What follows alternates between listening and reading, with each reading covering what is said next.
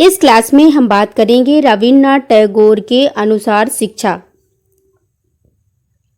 आधुनिक भारत का निर्माण करने में जिन विद्यालयों का महत्वपूर्ण योगदान रहा है उनमें स्वामी दयानंद सरस्वती, स्वामी विवेकानंद, मदन मोहन मालवीय, गुरुदेव रविन्द्रनाथ टैगोर, महात्मा गांधी और महर्षि अरविंद के नाम विशेष रूप से उल्लेखनीय हैं।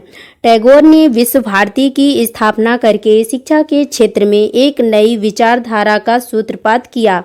प्रसिद्ध धर्म सुधारक महर्षि देवेंद्रनाथ के सुपुत्र कविवर गुरुदेव रविन्द्रनाथ टैगोर न केवल उच्च कोटि के कविवर एवं विचारक थे वरन एक महान शिक्षा शास्त्री भी थे।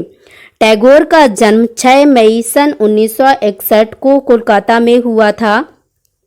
इन्होंने साहित्य, कला तथा दर्शन के क्षेत्र में अपनी अनुपम उपलब्धि से भारत के मस्तिष्क को ऊंचा किया एवं संसार में भारत के योगदान को अनुपेक्षणीय सिद्ध करके सन 1941 में स्वर्गलोकवासी हो गए।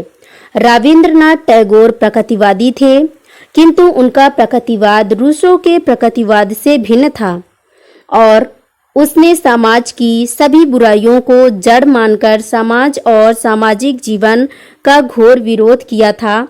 किंतु टैगोर के हृदय में समाज के प्रति प्रेम व दया का भाव था। वह समाज को प्राकृतिक नियमों पर आधारित तो करना चाहते थे, किंतु आधुनिक वैज्ञानिकता एवं अतीत की धार्मिकता एवं नैतिकता से विहीन समाज को अच्छा नहीं समझते थे। टैगोर के शिक्षा दर्शन में रहस्यवाद भी पर्याप्त मात्रा में मिलता है। फ्रॉवेल ने अपना ध्यान प्राथमिक शिक्षा पर केंद्रित किया था और पेस्टोलॉजी ने प्राथमिक स्तर पर, किंतु टैगोर ने सभी शैक्षणिक स्तरों के संबंध में अपनी अनुभूतियों से सिद्धांतों की चर्चा करके फ्रॉवेल और पेस्टोलॉजी को पीछे छोड़ दिया।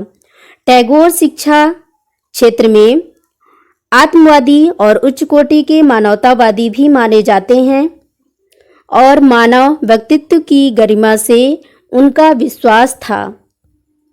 रविन्द्रनाथ टैगोर के अनुसार शिक्षा। रविन्द्रनाथ टैगोर एक महान दार्शनिक एवं शिक्षा शास्त्री थे।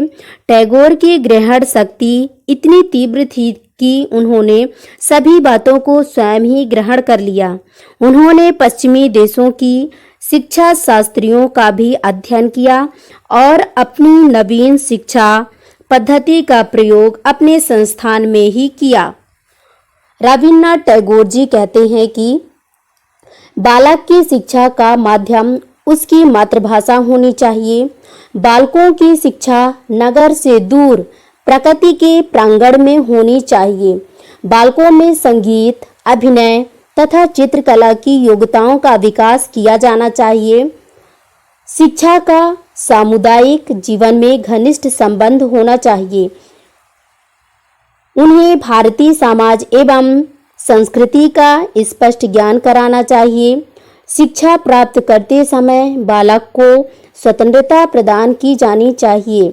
भारतीय बालक को भारतीय शिक्षा मिलनी चाहिए। पाठ्यक्रम में भारतीय दर्शन तथा सामाजिक आदर्शों को स्थान मिलना चाहिए।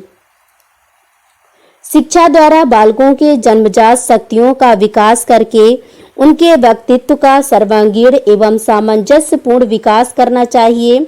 जनसाधारण को शिक्षा देने हेतु देशी प्राथमिक पाठशालाओं में पुनः जीवित किया जाना चाहिए। टैगोर जी कहते हैं कि शिक्षा के द्वारा बालक के शारीरिक विकास को प्राथमिकता दी जानी चाहिए। इसके लिए उन्हें खेलने, कूदने, पेड़ पर चढ़ने आदि की स्वतंत्रता दी जानी चाहिए। उसे अच्छा आहार देना चाहिए। बालकों के मानसिक विकास के लिए उनकी जिज्ञासाओं, क्रियाओं तथा आत्म अनुभवों को बढ़ावा देना चाहिए। नेक्स्ट बात कहते हैं टैगोर जी कि बालक की छुपी हुई प्रतिभाओं को बाहर निकालना भी शिक्षा का एक प्रमुख उद्देश्य माना जाता है। इसके लिए बालक को प्रकृति के शोषण की पूरी स्वतंत्रता देनी चाहिए।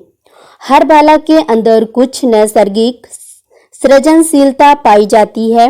इनके विकास के लिए बालक को सहायक प्राकृतिक वातावरण प्रदान किया जाना चाहिए। इस क्लास में इतना ही। तब तक के लिए bye, take care, thanks for watching my video.